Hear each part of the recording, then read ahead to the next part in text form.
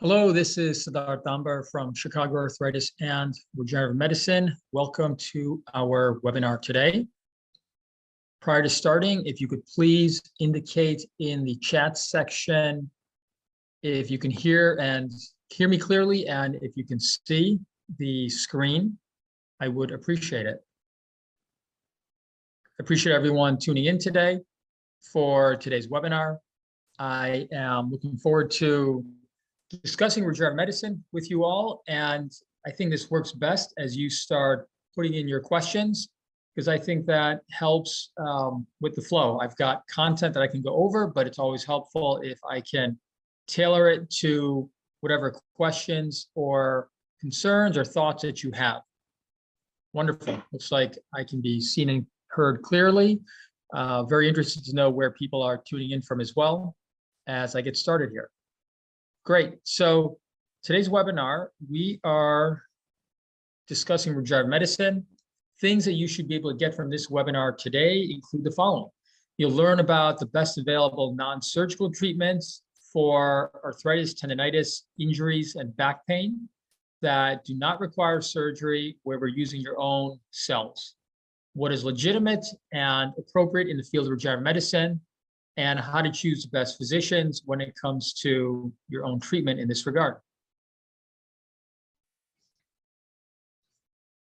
And again, as we're going through this, please leave all your questions into the chat section, and I will intermittently answer as we're going through things. So the big question is, what would you do if your pain was controlled? How would your life improve? What exercises would you restart? And what activities with family and friends would you participate in? Leave your thoughts on that in the chat section as well.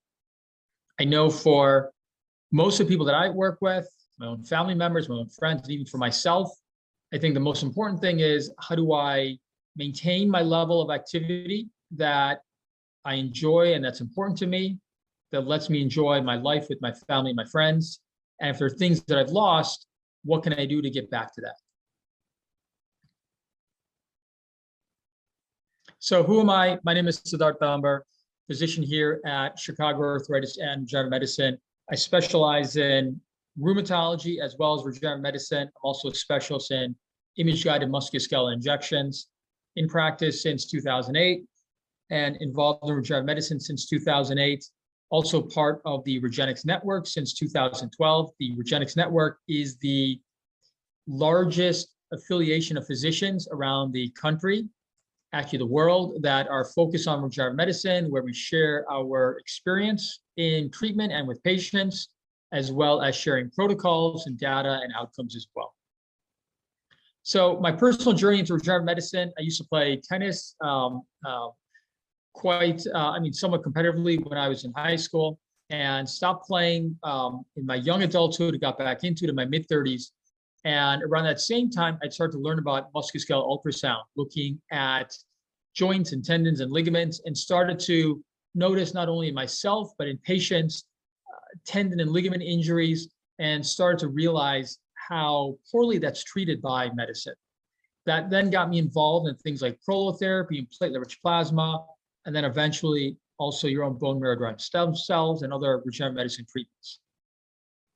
So the traditional care for musculoskeletal conditions, whether that's arthritis, joint pains, tendinitis, injuries, sprains, back pain, neck pains, is very insufficient.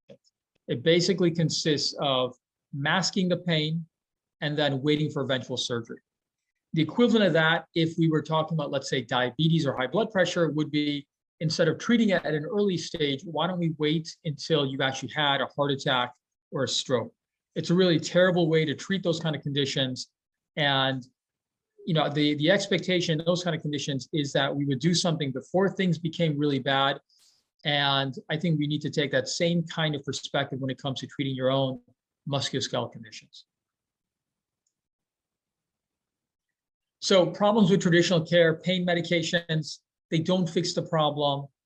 Whether you're talking about anti-inflammatory medications, which have side effects such as potentially damaging the kidney, stomach, liver, heart, and bleeding, or whether you're talking about chronic narcotics and pain medications where there's addictive issues and other kinds of issues as well, not a good option, especially if that's all you're counting on. The traditional injections that are utilized, whether it's steroid injections, which can help with pain temporarily up front, but they can actually damage tissue and have other side effects long-term, or the traditional pain management kind of injections, such as nerve blocks and radiofrequency ablation, which again can give pain relief, but actually have side effects like nerve damage, muscle weakness as well. They're terrible, terrible options. Surgery, there's a role for surgery in things that are very severe, but surgery in comparison to what we do in regenerative medicine, which is just a needle-based procedure, they're much higher risk when it comes to surgery, such as higher risk of bleeding, infection, tissue damage, anesthetic risk.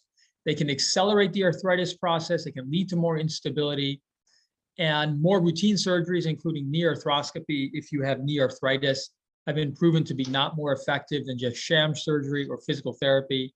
And for those of us that are involved in regenerative medicine, there's a sense that 80% of musculoskeletal conditions eventually will be able to avoid surgery.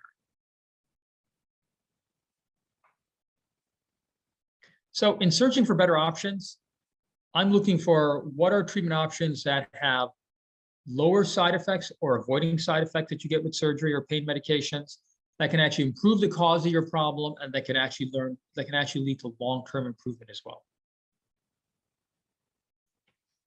So imagine reducing your pain and getting to the activities you care about without surgery or pain medications.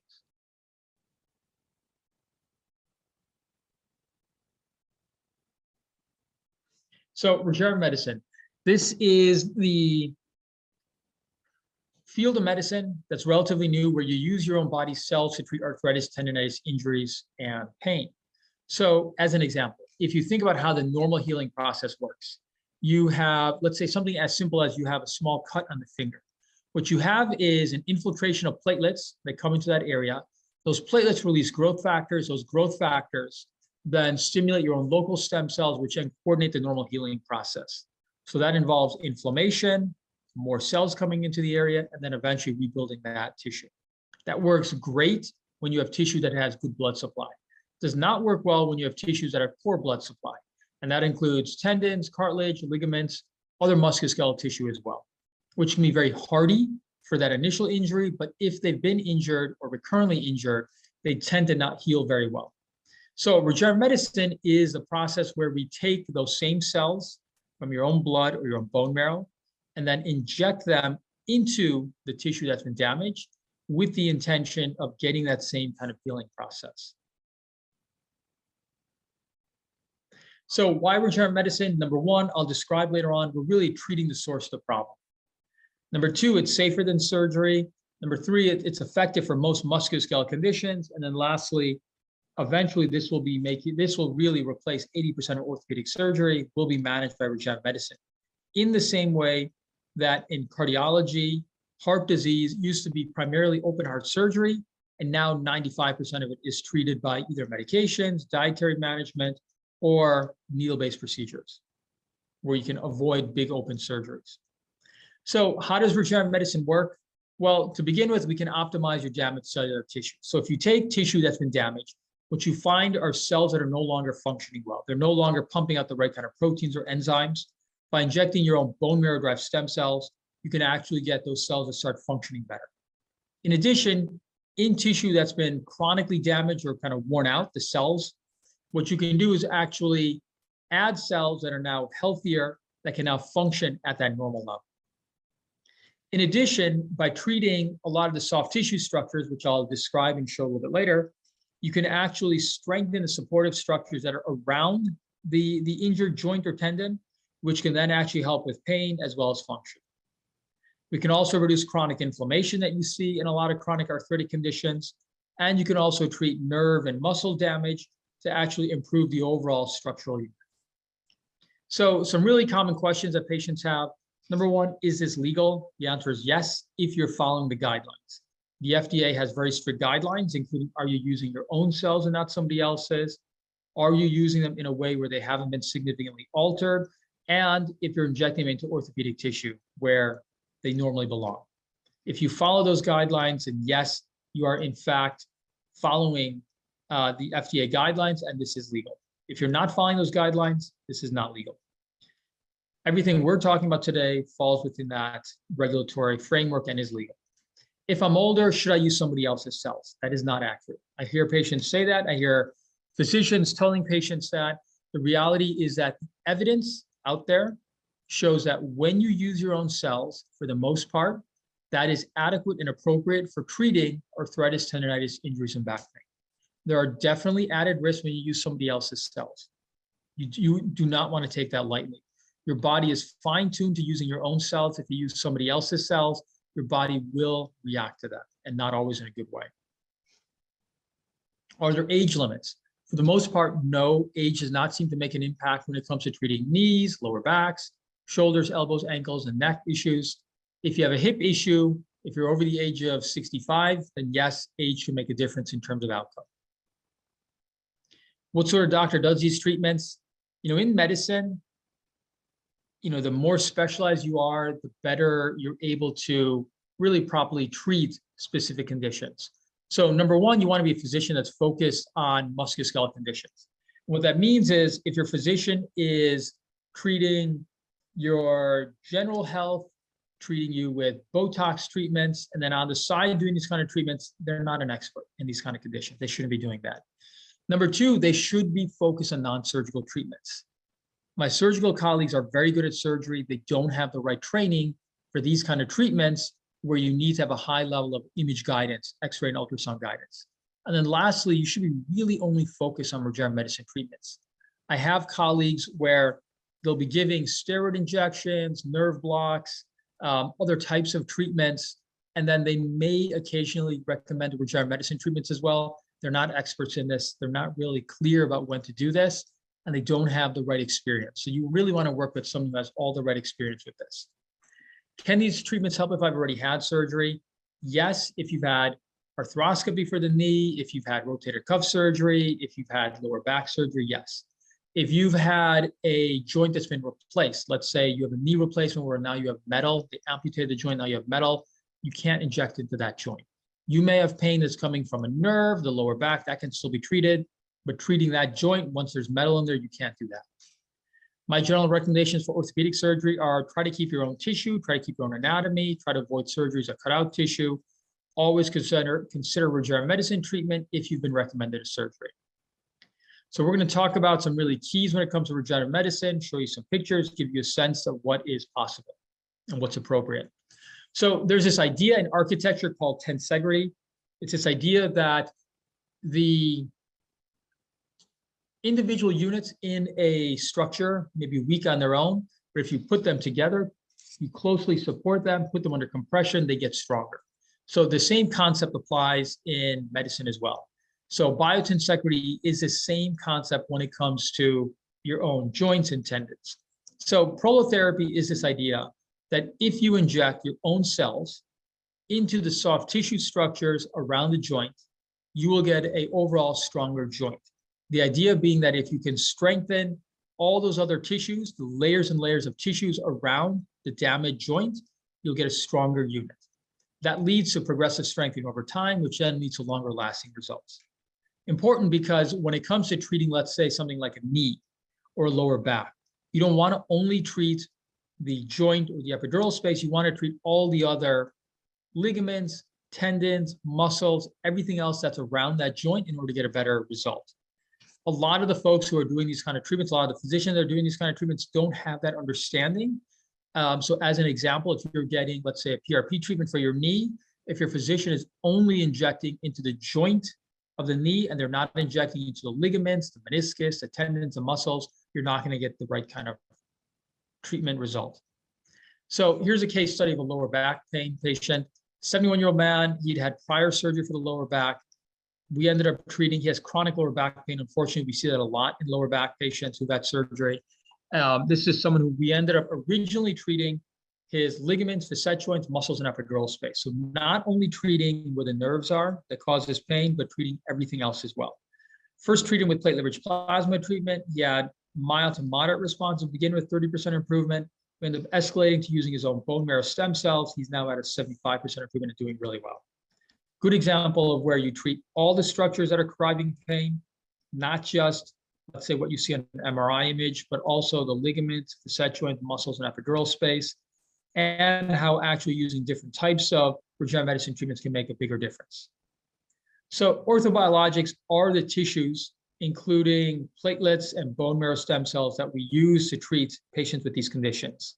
Again, using your own cells and using the normal healing process. So platelets are really the initial one. Platelets are, the purpose of platelets is that they recruit other cells, and the growth factors from the platelets help to stimulate your own mesenchymal stem cells, which then help to coordinate and run the process, the proper healing process. So there's different types of platelet products. If your physician is doing this in a one-size-fits-all process, you're not going to get the right kind of outcome.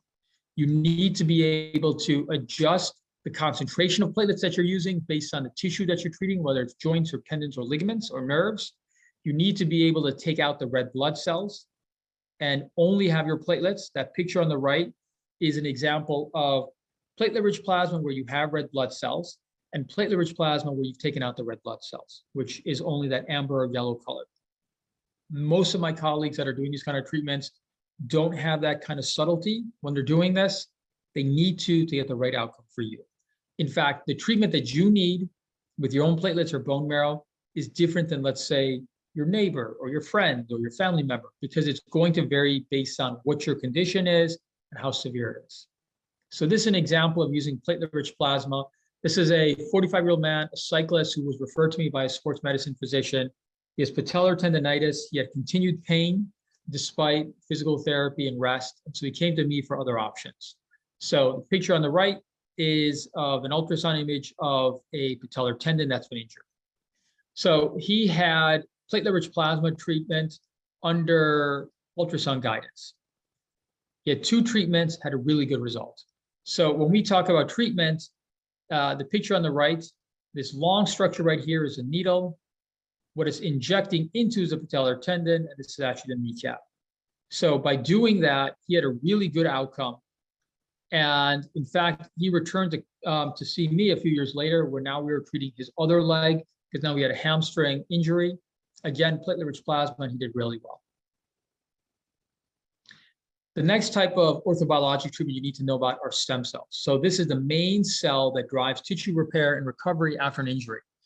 Important to understand, use your own cells. Don't use somebody else's. Your body is finely tuned for this. When you use somebody else's cells, there are much more other risks that you may not be aware of. Frankly, your physician may not be aware of, that you need to be careful about. Using your own bone marrow-derived stem cells is the right way to go for a couple of reasons. Number one, that's where you get your highest cell count of stem cells in an adult. Number two, that's what's legal and appropriate in the United States. Fat stem cells are not legal in the United States. If your physician is using fat, you need to make sure that they understand that there are legal ways and illegal ways to utilize fat. If you're using fat stem cells, that's illegal because of the enzyme that's utilized in that. That is not considered safe by the FDA. You can utilize fat or adipose for structural support. For example, if you have a ligament injury or tendon injury, you can utilize fat along with your own platelets and along with your own bone marrow-derived stem cells. That's different than using fat stem cells, which is not legal in the United States. You probably hear a lot about amniotic and umbilical cord cells. For clinics that are talking about utilizing those as live stem cells, that is not accurate. And the reason why that's not accurate, because there's no living stem cells in that. Multiple organizations have looked at this. Are there any living cells when you get this in the doctor's office? And the answer is no. The way that these cells are prepped is that after birth, the tissue from after birth is collected, the amniotic or umbilical cord cells. It's taken to a lab setting where they pulverize it, gamma radiate it, create a powdered form of that, put it into a glass vial, and then ship it to the doctor's office, where it's then utilized in the next 2 years. The doctor's office then has to inject some sterile water into that, mix it around, and then they can then re-inject that into the tissue that needs to be treated. Important to understand that there's no living cells after all that, which is why you're legally allowed to utilize it in the United States, but it's not a stem cell treatment. There are growth factors which can be helpful, but it's not a stem cell treatment. The other one to be aware of is you don't really hear about this in the United States any longer. You do hear about this in other countries, IV stem cells, no proven benefit for orthopedic conditions such as knees, shoulders, and back. Stem cell treatment outcomes. Our primary outcome that we can talk more confidently about is improving pain and function, even in advanced cases. That happens because we can improve stability by treating the ligaments, the tendons, the other supportive structures. We can improve inflammation in a joint that's been chronically inflamed. We can get the cells in a joint that's been chronically injured to start functioning better. Because of that, we can then get you to start exercising better, which on its own can help with strength and support. All that in total can lead to better pain and function. Can we improve X-ray and MRI images? If you have advanced arthritis, no. But you can still get significant pain relief if you have advanced arthritis. If you have a tendon tear and it's a small tendon tear, that can still be treated. That can actually improve an MRI or ultrasound. If you have a ligament tear, again, if it's a small tear, yes, that can look better. If you have swelling in an arthritic joint, that can get better. And if you have a conditional avascular necrosis where the bone is being damaged, that can get better as well. Can we treat quote unquote bone-on-bone arthritis? This is a terrible throwaway term that a lot of my colleagues use to talk about more significant arthritis. The thing is, it's not accurate. For example, if you've been told by your surgeon that you have bone-on-bone knee arthritis, and yet you can still bend your knee close to a normal range of motion, well, it's obviously not bone-on-bone. You may have significant arthritis, but if you still have a cartilage interface that lets you bend your knee, then it's really truly not bone-on-bone. So can we treat that though? Yes. And the reason why is because arthritis is not just a X-ray image, it's a biologic condition. And so we are able to treat that. Caveats, if you have advanced hip osteoarthritis, that is more challenging. I normally end up referring those patients for hip replacement surgery. And understand that if you have advanced arthritis, improving your pain and function is definitely likely. Improving your image is unlikely, but definitely improving your imaging is likely. Okay, good question. Somebody asked about, what about treating degenerative disc disease or spinal stenosis in the spine? Answer is yes, you can certainly treat that. The keys to treating something like degenerative disc disease in the spine is that you want to treat the epidural space, the facet joints, the ligaments, the muscles, any other supportive tissues as well. And that can lead to a very good result in someone that has spinal stenosis.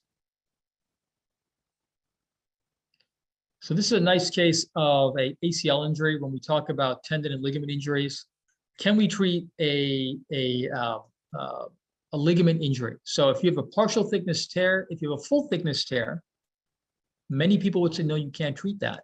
But some of these kind of full thickness tears, you can. And this is an example of that. This is a 28-year-old man, had an ACL tear. He's a butcher. He's playing recreational volleyball. I treated him with his own bone marrow-derived stem cells. A couple of months later, at the 3-month mark, he was doing great. Not only pain-wise, but I'll show you some imaging-wise as well, and actually back to physical activity. The picture on the right, this is the knee joint. That's the thigh bone. This is the shin bone. This is the kneecap. This is the needle going into the knee, and this is under X-ray guidance. What's lighting up here is the ACL, the anterior cruciate ligament. And we can only do this kind of treatment under high-level X-ray guidance. And the reason why is because the structure is very deep in the body. So this is a great result because he had a really amazing result from an MRI standpoint. The image on the left, this is his pre-treatment MRI. The image that I just kind of lighted up is his ACL. It's very hard to visualize because it's very swollen and it's injured. And that was considered a full thickness tear by his radiologist. Picture on the right, this is ACL 3 months later on MRI. Now you see a very clear structure that's very solid looking. He has not only a great result from a clinical standpoint in terms of what he's been able to get back to, he has a great result from a imaging standpoint. This is an example of a patient of mine that had a rotator cuff tear. He's a 57-year-old man. He's a contractor. We utilize his own bone marrow-derived stem cells and platelets to treat this. These are ultrasound images. The images on the left, he's got pain with overhead activity at night. The first image that I have here is a hole in the rotator cuff. All right, that is a tear. That's a full thickness tear. The picture on the right is 3 months after injecting into that tissue. And now you can see that tissue has been refilled in. He's had a great clinical result in that he's been able to get back to activity and continue to work. It's a great ultrasound image as well. So actually, good question here. Let me just touch on that. How do you decide on the type of cells or procedure for your patient? That's a great question. Part of it, it depends on what's the degree of injury. So as an example, if you have a mild to moderate injury, platelets are normally adequate. If you have a moderate to more advanced injury, bone marrow-derived stem cells tends to be more appropriate. If you've had prior surgery, sometimes bone marrow tends to do better. If somebody has more chronic instability, let's say from Ehlers-Danlos or some other kind of hypermobility syndrome, bone marrow tends to do better as well. So it depends on the person. Also depends on what other issues do they have. So I find that for my patients that have, let's say, chronic rheumatoid arthritis, if they're generally well controlled, but they've got one joint that's still a little bit wonky or a little bit inflamed, bone marrow tends to do better than platelets does. So it really depends on the individual patient, their issue, their condition. Interventional orthopedics, this is the idea of using X-ray and ultrasound guidance to treat orthopedic issues. Key because you can't do this blindly, meaning I have colleagues who try to do these treatments just by palpating the skin and sticking a needle in and claiming that because of their years of experience, they can do this correctly. That's nonsense. You really can't. To do this properly, you have to place cells very precisely. Picture on the left is injecting into a rotator cuff. This is the rotator cuff. This little black area right here is the tear, and this is the needle going into the tendon. That spot that we're injecting into is a couple millimeters in area. That is incredibly small, and to inject that into that area requires very high level image guidance. The picture on the right is an X-ray image of injecting into a shoulder joint. So this is the two parts of the shoulder. This is the needle. This little black line right here is showing that we're injecting into the shoulder joint. In his case, we also injected into a labrum, and this is showing how we're injecting into a labrum as well. So you can only really do that properly under image guidance.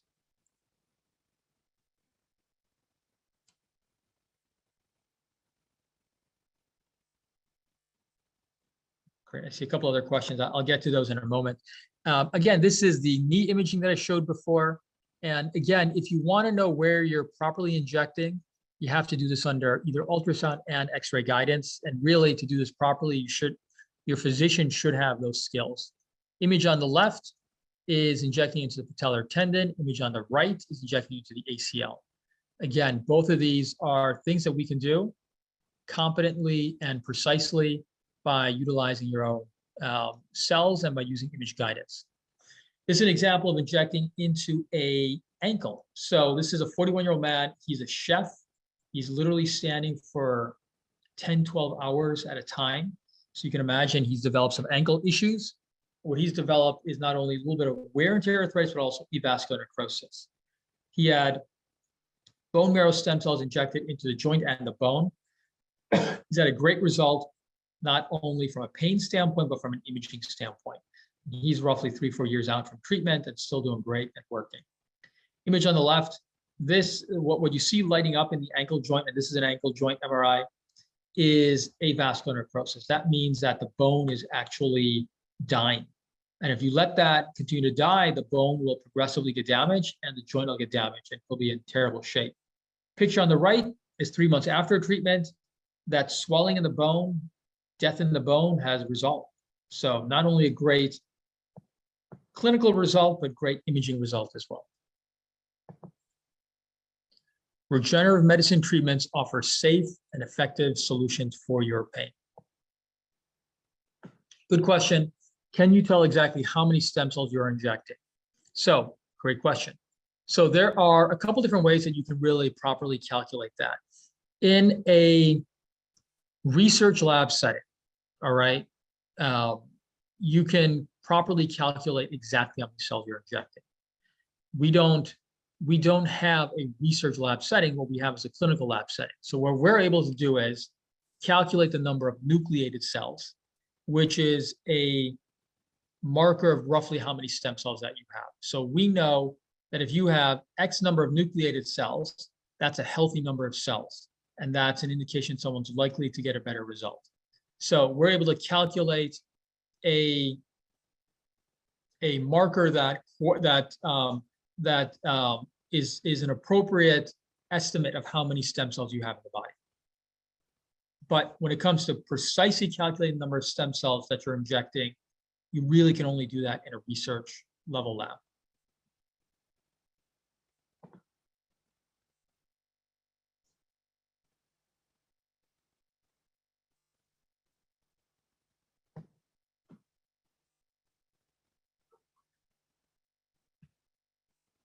Good. So other questions that I get, is this too good to be true? So I have colleagues who will tell patients, look, this field is new, it's rapidly developing, and they're not sure about the evidence of whether it'll work or not, but it's low risk, it won't hurt. That's not accurate.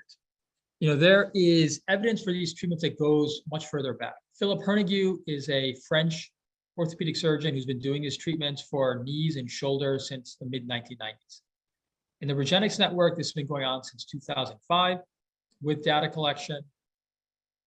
In my own personal experience, I've been doing this since 2008. So are these treatments new? Sure, relatively new, but you know, there's data that goes back for a couple decades now. There's definitely clear-cut evidence of when it works and when it doesn't work. There's definitely clear-cut evidence of right and wrong ways to do this. If your expectations are grounded in reality, evidence-based medicine, you can get an appropriate result and properly guide patients. I had a patient recently who came to me asking about his elbow tendinitis and wanted to know, can I please show him some literature that shows that it works? I said, sure, here's some evidence that goes back to 2006. And he was surprised to see that I'm literally showing him a research study that goes back over 15 years, right? Or goes back to 15 years ago, and that this is not as new as what he thought it was. How long do results last? So the Regenix has data that goes up to over 10 years. Philip Hernigue has data that goes beyond 20 years. What I recommend to people is think about this conservatively. If you have a chronic condition, expect that repeat treatment at some time after a few years will probably be necessary to keep that result going or to give you a booster. If you have a more recent injury, the chances are that will get you back to a high level and you're probably fine longer term. The best way to maintain your results after a treatment, improve your biomechanics, take the appropriate supplements. Repeating treatment, if necessary down the line, is generally additive to the initial treatment. Cost. These treatments are not routinely covered by insurance. There are some exceptions. If you go to regenixcorporate.com, you can see there's a few hundred companies that are self-insured that now include Regenix procedures and these kind of procedures into their benefits plan. In addition, while Medicare does not cover this, TRICARE, which is the government insurance for active duty military, does cover PRP for a couple indications. So there is a slow uptake for these kind of procedures with traditional insurance. However, for most people, there is still an out-of-pocket component to this. And the general kind of expectation for cost that you'll find in the United States is roughly for PRP, about $1,500 per treatment starting cost. For stem cells, roughly $7,500 starting cost. The keys to determine value that I would recommend to anybody would be, number one, is your physician and is the clinic the regenerative medicine expert? If they're not, then you're not getting good value no matter what. If they are, then you may be getting good value. Are you receiving a real stem cell treatment or an amniotic or umbilical cord product that's been mislabeled as a stem cell treatment? That can make a big difference. And this should be an in-office procedure. If you're getting this done in a hospital or surgery center, there's a lot more facility fees and you can avoid those because this can be done in the office. Again, this is not surgery. This is a percutaneous, meaning needle-based procedure that can be done as an outpatient basis. Let me just catch up on some questions here. Thank you for sending these in. Okay, somebody asked, do you have suggestions or advice for anyone who's nervous for the needle procedure? Yeah, a couple things. Number one, there's layers to how you can handle that. You can use a topical medication, let's say like a lidocaine ointment to help reduce the pain. You can take something for pain before treatment, like a narcotic. You can take an anti-anxiety medication before that. We also work with an anesthesiology group that will sedate patients for procedures as well. So that's all an option. I think more than anything, quite frankly, is that if you work with a physician that knows how to handle people and patients in a humane manner and talk you through the procedure, I think that's a big part of it as well. Most patients don't really need sedation or those kind of things, at least in our office, if you know how to talk them through it. But we have all those other tools and options available if needed as well. Any idea how long it will be before major medical facilities accept and offer these practices? Well, number one, I think you'd be surprised. At least in my neighborhood, right here in downtown Chicago, Rush Hospital offers this, Northwestern offers this, North Shore Hospital offers this. They have their most prominent orthopedic surgeons that offer this. They may not necessarily publicize it as much because it doesn't quite fit into their typical kind of procedure pattern. I think you'll find that for some of their more, for some of their patients who are willing to pay out of pocket as well, I think you'll find that they do offer these kind of treatments as well. I can tell you that when it comes to some of their highest level athletes, they will include these kind of treatments as part of their treatment protocol as well. It's just not something that you may necessarily see that is offered for their general patient population. Personally, I think that's a problem. I think that what you offer one patient is what you should offer all patients. So what you're willing to offer your own father or mother or wife or friend or for yourself is what you should offer to other patients. If you have a dichotomy that you have one set of treatments because somebody has insurance and another set of treatments because they're willing to get the best possible care, I think you are truly conflicted as a professional. And I think that you should offer the best possible care and figure out how to make it affordable for patients as much as possible within reason, based on what is the cost of treatment as well. You shouldn't be doing two different things, which a lot of my colleagues do, which is very unfortunate. Good question. So just repeating, so what procedures TRICARE will authorize? It's a little bit complicated with TRICARE, honestly, in the sense that they may be willing to cover PRP for knees and elbows, for knee arthritis and elbow tendinitis. It's hard to fully get them to authorize it, but on paper, that's what they're willing to offer. So they're willing to offer it, and they'll sometimes pay for it. And so that is what's available for TRICARE. So just a little bit more about sort of our approach to regenerative medicine. Here at Chicago Arthritis and Regenerative Medicine, we're focused on non-surgical treatments for your arthritis, tendinitis, injuries, and back pain. In evaluation, always looking for, do you have inflammation? Do you have instability? Is there any asymmetry issues, any neuromuscular issues?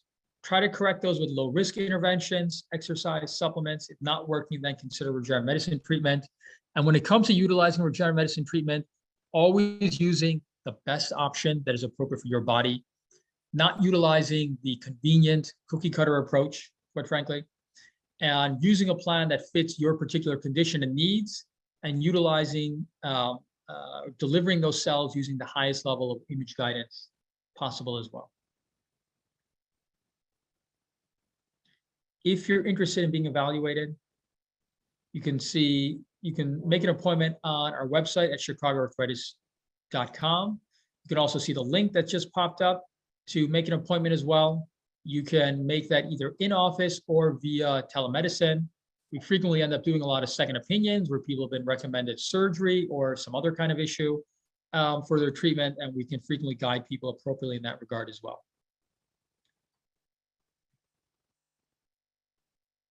Great question. Are there specific certifications the physician should have if they are practicing these procedures? It's interesting because I try to kind of show what are the things you need to be looking out for. The challenge is if your physician, let's say, is an orthopedic surgeon, they have experience with treating musculoskeletal issues, but they don't have the experience with these kind of treatments, and they don't have the right kind of experience when it comes to image guidance. That's not in their training set.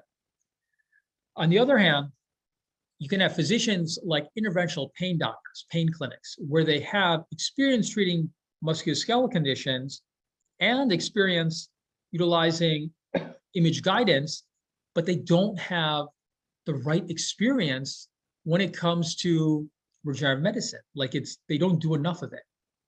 Or it may not be in their overall care model, meaning I have colleagues where they may have the right training and they have some experience with regenerative medicine, but their care model is such that they'll first recommend to you, let's say, steroid epidural injections, nerve block injections, because that's what's covered by insurance.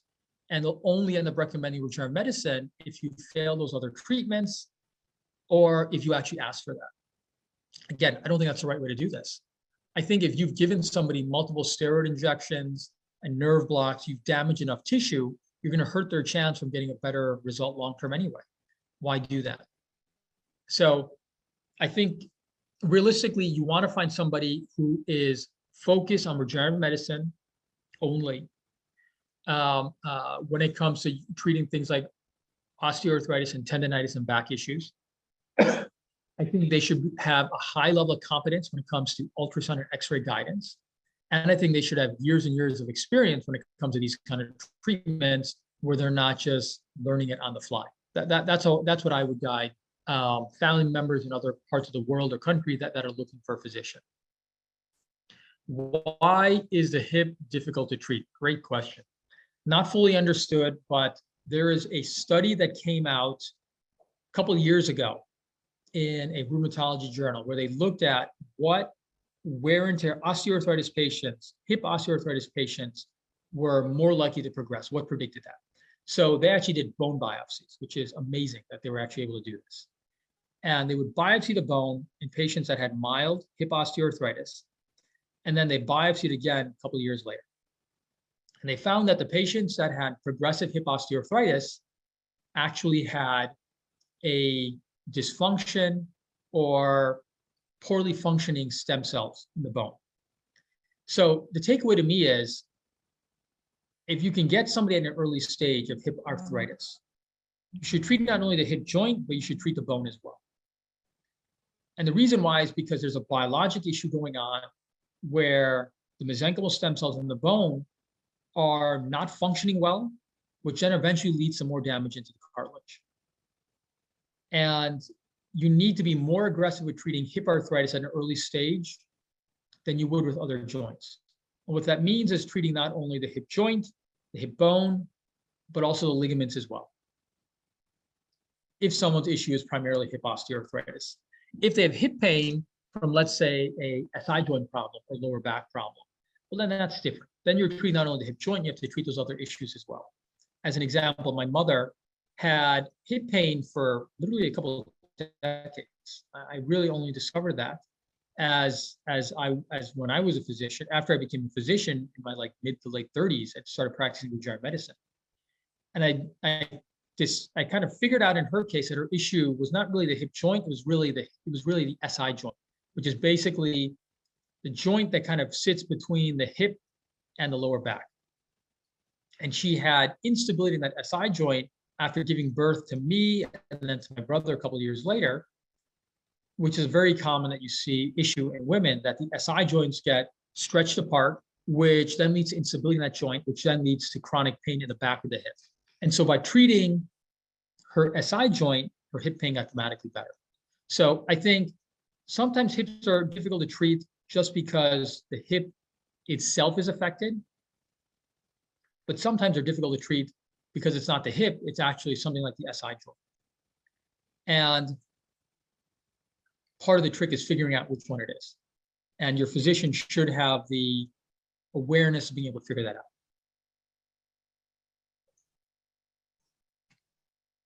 Wonderful. So I appreciate everyone's time today.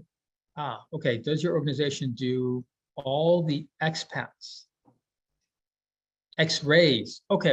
So we utilize X-ray and ultrasound when it comes to treatments. If you need actual imaging, we'll normally end up referring to a diagnostic radiology outfit where they're focused on X-ray, MRI, and CAT scan to do that properly. But for things like ultrasound, we'll do directly in office. Sometimes we'll do X-rays, but we'll usually end up referring to a radiology facility for that. All right, good questions. Well, before I wrap up, please listen to any other questions you may have. And again, I appreciate your time to learn a little bit more about regenerative medicine when it comes to treating your musculoskeletal conditions.